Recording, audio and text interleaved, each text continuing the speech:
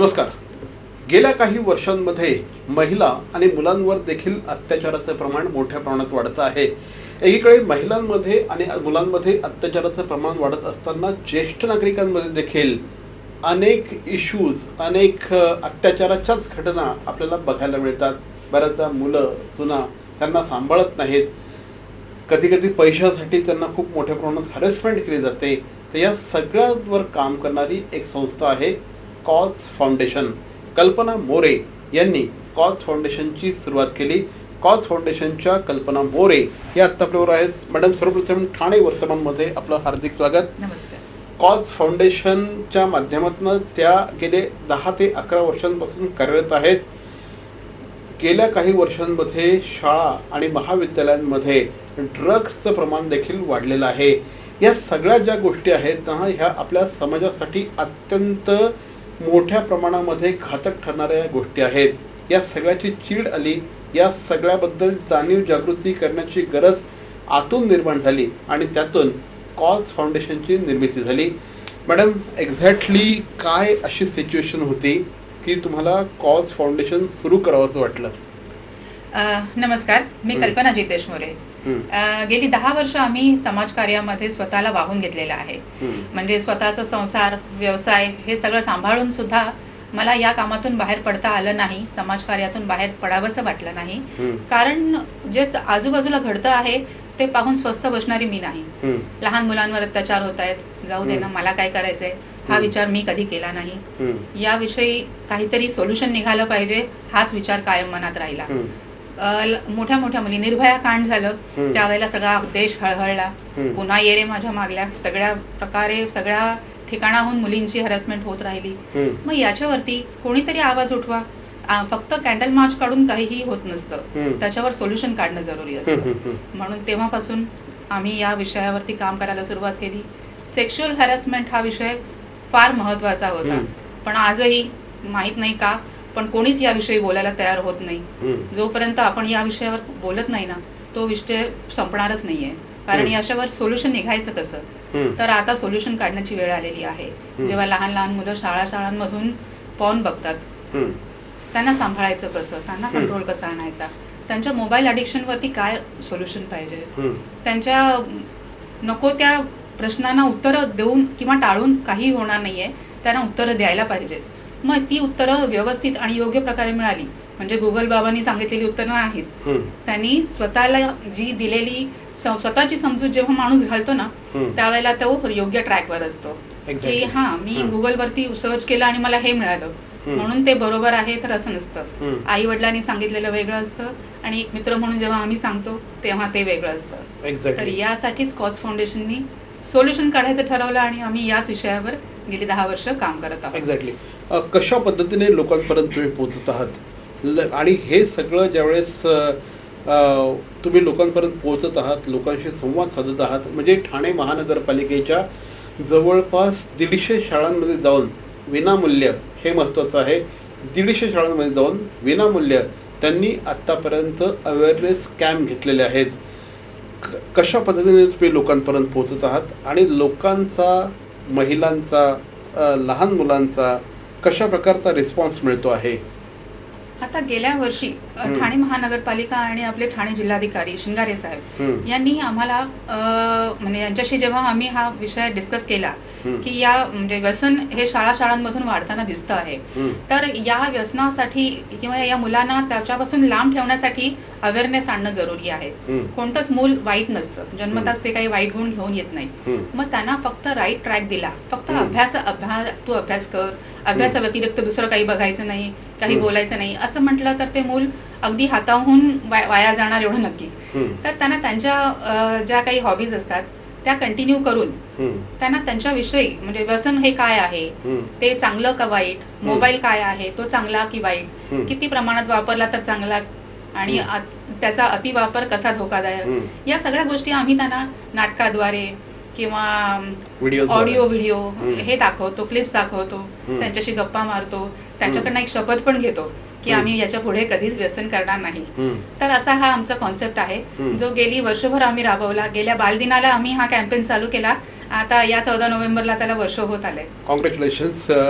साधारणपणे ह्या ज्या तुम्ही 150 शाळांमध्ये तुम्ही गेलेला आहात, काय परिस्थिती तुम्हाला जाणवलेली आहे की हे जे ड्रग्सचं जे पेनिट्रेशन आहे, हे पेनिट्रेशन किती पसरलेलं आहे आणि आपल्या समाजाला हे किती घातक आहे? काय तुम्हाला जाणवतं? कारण तुम्ही लोकांपर्यंत जात आहात या माध्यमातून. आम्ही जेव्हा शाळांमधून गेलो त्यावेळेला सुरुवात मला एवढं पटकन त्या विषयावर जाता येत नव्हतं, पण ज्यावेळेला हळूहळू त्या विषयाला हात घातला त्यावेळेला तो सगळ्यांच्या जिव्हाळ्याचा विषय ठरला. बरोबर. म्हणजे फक्त विद्यार्थीच नाही, विद्यार्थिनीच नाही, तर त्यांचे शिक्षक, अगदी त्यांचे प्रिन्सिपल, या लोकांनाही या गोष्टीची फार गरज वाटली आणि त्यांनी आम्हाला अक्षरशः डोक्यावर घेतलं की आम्ही करतोय हा विषय ते कधीच बोलू शकत नाही, ते फक्त दटावू शकतात. बरोबर. पण त्याचा वाईट गुण किंवा त्याचे वाईट परिणाम हे काय आहेत हे आम्ही जेव्हा त्यांना सांगितलं तेव्हा त्या मुलांमध्ये खरंच खूप पॉझिटिव्ह असा परिणाम दिसला आणि त्या मुलांनी खरंच जी शपथ घेतली त्या शपथेला ते जागले असं शिक्षकांचं म्हणणं आहे. गुड. पण हे असं एक अवेअरनेस कॅम्प होऊन काही तिथे फार म्हणजे डेफिनेटली जाणीव जागृती होणार, पण एक जर का सस्टेनेबल इफेक्ट जर हवा असेल लॉंग टर्ममध्ये, कायम मुलांमध्ये याच्याबद्दल जागृती पाहिजे, तर मग शाळांमध्ये काय झालं पाहिजे असं तुम्हाला वाटतं की जेणेकरून ही जी पिढी आहे, विशेषतः अतिशय कोवळी मन असतात, कुठल्याही गोष्टीला ते सहज भुलतात, तर ते त्या गोष्टीमध्ये बद्दल त्यांचं अट्रॅक्शन होऊ नये. उदाहरणार्थ मुलं हल्ली AI असं आहे की मुलांना बरोबर ते अशा गोष्टींपर्यंत पोहोचवतं की जिथपर्यंत त्यांनी जायला नाही पाहिजे. ड्रग्सला अगदी माझ्यामध्ये तंबाखू, सिगरेटपासून, गुटख्यापासून सुरुवात होते आणि नंतर ते ड्रग्सच्या आहारी जातात. तुमच्या अवेअरनेसमुळे तिथे गोष्टी घडत आहेत, मुलांमध्ये जागृती होते, पण याचं सस्टेनेबल परिणाम दिसावे यासाठी शाळांमध्ये काय व्हायला पाहिजे असं तुम्हाला वाटतं? आम्ही तोच विषय अतिशय गंभीरपणे विचार केला की नुसतंच अवेअरनेस देऊन उपयोग होणार नाही, कारण प्रत्येक शाळेमध्ये जरी म्हटलं, आपल्या ठाणे जिल्ह्यामध्येच एवढ्या हजारो शाळा आहेत, आम्ही फक्त पालिकेच्या शाळांमध्ये नाही तर प्रायव्हेट स्कूल्स आणि कॉलेजेसमध्ये सुद्धा अवेअरनेस आणतो आहोत, पण प्रत्येक ठिकाणाहून आतमध्ये जाताना आम्हाला ऍक्सेस घेताना बराच वेळ लागतो, परवानग्या घ्या आणि बरंच काय करावं लागतं. तर हे टाळण्यासाठी आम्ही आणखीन एक सोल्युशन आणलेलं आहे जे आम्ही आता इम्प्लिमेंट करणार आहोत या वर्षीपासून, जे म्हणजे आमचा एक सेल हा तिथे कॉलेजेसमध्ये किंवा स्कूल्समध्ये असणार आहे, जो शाळा आणि टीचर्स म्हणजे जे प्रिन्सिपल किंवा जो ट्रेनिंग स्टाफ आहे त्यांना आम्ही अवेअर करणार आहोत, त्यांना आम्ही ट्रेन करणार आहोत की सेलमधून या गोष्टी घडल्या गेल्या पाहिजेत आणि अवेअरनेस, नुसताच अवेअरनेस आणून उपयोग नाही, त्याच्यावर सोल्युशनही आम्ही देणार आहोत. एक्झॅक्टली. ठाणे पोलिसांचा एक भरोसा नावाचा सेल आहे, एक अशी विंग आहे की जिथे लहान मुलांमध्ये जे काही चाइल्ड अब्यूज होतं, महिलांमध्ये जे काही डोमेस्टिक व्हायलन्स होतो, ज्येष्ठांमधना सुद्धा जे काही अत्याचारांना सामोरं जावं लागतं, या सगळ्या गोष्टींना भेटणारं एक सेल आहे ठाणे पोलिसांचा, त्याचं नाव आहे भरोसा सेल. या सेलमध्ये कल्पना मोरे मॅडम या तिथे काउन्सिलर म्हणून काम करतात. आजपर्यंत साधारणपणे 2014 पासून ते या क्षेत्रात काम करत आहेत आणि आजपर्यंत 3000पेक्षा जास्त लोकांचं त्यांनी काउन्सिलिंग केलेलं आहे. या भरोसा सेलविषयी सांगा मॅडम, की या भरोसा सेलपर्यंत लोकांनी पोचावं कसं, याचं एक्झॅक्टली काम काय आहे याविषयी सांगा.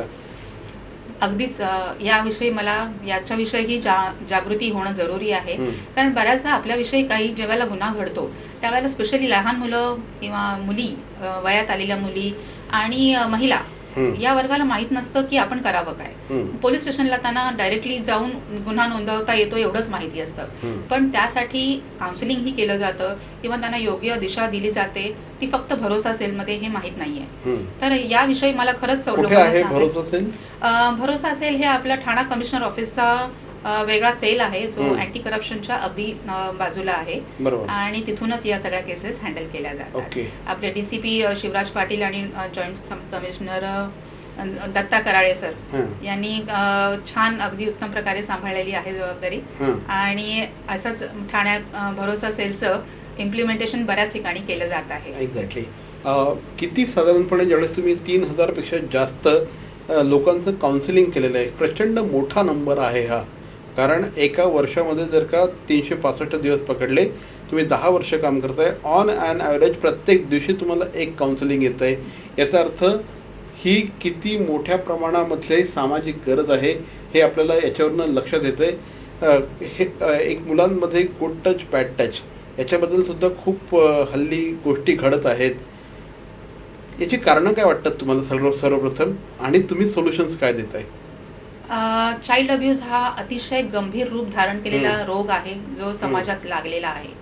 आज घराघरामध्ये लहान मूल सेफ फील करत नाही. स्वतःच्या घरातली काही मंडळी त्यांना अब्यूज करतात, त्यांच्याशी वाटेल तसं अश्लील वागतात, त्यांना पॉर्न दाखवतात आणि त्यांच्यावरती लैंगिक अत्याचार करतायत. ज्या वेळेला म्हणजे लहान मुलांना शिकवलं जातं की बाहेरच्या माणसांशी बोलू नये, तो अनोळखी असेल तर त्याच्याकडून चॉकलेट घेऊ नये, आणि अशा प्रकारे आई शिकवत असते. पण घरातल्या घरात आईने काय शिकवायचं की बाबांशी बोलू नको, आजोबांशी बोलू नको. ज्यावेळेला या गोष्टी आम्हाला लक्षात आल्या की सखा बाप, आणि आय एम सॉरी मी हा शब्द वापरते, पण ह्या शब्दाला म्हणजे ज्या नात्यांनी काळीमा फासलेला आहे अशा लोकांनी मला हा शब्द वापरायला भाग पाडलेला आहे की सख्खे वडील ज्या वेळेला लहान 5 वर्षाच्या मुलीला अब्यूज करतात, याच्यापेक्षा भयंकर आणि भयानक गोष्ट असू शकत नाही. आजही अंगावर शहारे येतात ज्या वेळेला ही लहान लहान मुलं त्यांच्यावर झालेल्या प्रसंगांना आम्हाला डिटेलमध्ये सांगतात. तर चाइल्ड अब्यूज हा खरंच भयंकर रोग आहे जो वडिलांना वडील, आजोबांना आजोबा म्हणून देत नाही, आणि स्वतःच्या लहान लहान बाळांना एक सेक्स टॉय म्हणून यूज करणारी ही जी मंडळी आहेत ना, यांनी आता खबरदार राहावं. कॉज फाउंडेशन सोल्युशन घेऊन आलेलं आहे. यांच्या नावाला समोर आणायला आम्ही कमी करणार नाही. करेक्ट. अशा अनेक केसेस म्हणजे सगळेच असे असतात अशातला भाग नाही, पण ज्या घरांमध्ये अशा प्रकारच्या घटना घडत असतात त्या थांबवणं देखील तितकंच गरजेचं असतं. आणि हेच नेमकं काम जे आहे हे कॉज फाउंडेशन करत आहे. कॉज फाउंडेशनच्या माध्यमातून हे ॲक्च्युली हे ना सगळं कुटुंबच यांचं समाजसेवेमध्ये रंगलेलं आहे, आणि समाजसेवा करत असताना ते स्वतःचा व्यवसायसुद्धा सांभाळत आहेत. म्हणजे समाजसेवेला त्यांनी व्यवसाय नाही बनवलेला आहे. त्यांचा व्यवसाय जो आहे तो कोकणी कट्टा म्हणून त्यांचं स्वतःचं एक छान मोठं हॉटेल आहे. कन्स्ट्रक्शनच्या व्यवसायात आहेत. अगदी त्यांचा 12वीला असलेला मुलगासुद्धा त्यांना या सगळ्या कामामध्ये मदत करतो आहे. कॉज फाउंडेशनच्या माध्यमातून त्यांनी जवळपास 5000पेक्षा जास्त झाडं त्यांनी मागच्या वर्षी वृक्षारोपण केलेलं आहे. आणि आणखी एक महत्त्वाची गोष्ट करतायत की त्याला मेन्स्ट्रुअल कप नावाची गोष्ट ते प्रमोट करत असतात. जनरली ज्यावेळेस मासिक पाळी येते त्यावेळेस जे पॅड वापरले जातात हे पॅड बायोडिग्रेडेबल नसतात आणि अगदी शेकडो वर्ष ते जमिनीवर तसेच राहतात. तर त्यामुळे त्याला पर्याय म्हणून एक मेन्स्ट्रुअल कप त्यांनी इंट्रोड्यूस केलेला आहे. मॅडम त्याविषयी देखील थोडंसं सांगा. नक्कीच. मासिक पाळी हा विषय ही तेवढाच न बोलता येण्यासारखा विषय महिलांनी बनवून ठेवल्यामुळे या गोष्टींचे परिणाम आणि दुष्परिणाम त्या स्वतःच कायम भोगत आलेल्या आहेत. तर आता थोडी जागरूकता आणण्यासाठी आम्ही 2022 महिला दिनानिमित्त ठाणे महानगरपालिकेसोबतच पर्यावरणपूरक मासिक पाळीचा कप अशी योजना चालू केली आणि त्याविषयी आम्ही अवेअरनेस सुरू केला. ज्या वेळेला महिलांना माहितीच नव्हतं की असाही कप आहे जो सॅनिटरी पॅडच्या ऐवजी तुम्हाला वापरता येणार आहे आणि एकच कप तुम्हाला 10 वर्ष पुरणार आहे. म्हणजे जिकडे आपण महिन्याला 500 ते 1000 रुपये सहज पॅडसाठी खर्च करतो तिकडे तुम्हाला काही पैसे म्हणजे अगदी 2 पैसे पर महिना एवढा खर्च या कपचा आहे. आणि हा कप तुम्हाला अगदी सोपे प्रकारे वापरता येण्यासारखा आहे आणि त्याचे काहीही दुष्परिणाम नाही आहेत. आणि याच्याबद्दलही अधिक जर तुम्हाला जाणून घ्यायचं असेल तर नक्कीच कॉज फाउंडेशनला संपर्क करा आणि कोणत्याही ऑनलाईन वापरता येण्यासारख्या गोष्टी ह्या कायम चेक करून घेतल्या पाहिजेत एवढंही लक्षात असू द्या. तर ह्या होत्या कल्पना मोरे. कल्पना मोरेंकडे सांगण्यासारखं खूप काही आहे. गेल्या जवळपास 10 वर्षांपासून त्या या सामाजिक कार्यामध्ये त्यांनी स्वतःला वाहून घेतलेलं आहे. केवळ त्यांनीच नाही तर त्यांचा मुलगा रुद्र मोरे, त्यांचे पती जितेश मोरे आणि स्वतः कल्पना मोरे हे कुटुंब अख्खं या सगळ्या कॉज फाउंडेशनच्या कामामध्ये कार्यरत आहेत आणि आजवर अनेक विषय त्यांनी मार्गी लावलेले आहेत. पोलिसांच्या सहकार्याने ते विषय त्यांनी मार्गी लावलेले आहेत. कॉज फाउंडेशनचा जो कॉन्टॅक्ट नंबर आहे हा मी स्क्रीनवर शेअर केलेला आहे. तुम्हाला सुद्धा जर कॉज फाउंडेशनची जुळायचं असेल, त्यांना कुठल्याही प्रकारे मदत करायची असेल, व्हॉलेंटियर म्हणून काम करायचं असेल, तुम्हाला कुठल्या प्रकारची समस्या असेल तर या नंबरवर डेफिनेटली संपर्क साधा. कल्पनाताई, आमच्याशी बोललात त्याबद्दल धन्यवाद. खूप खूप धन्यवाद. थँक्यू.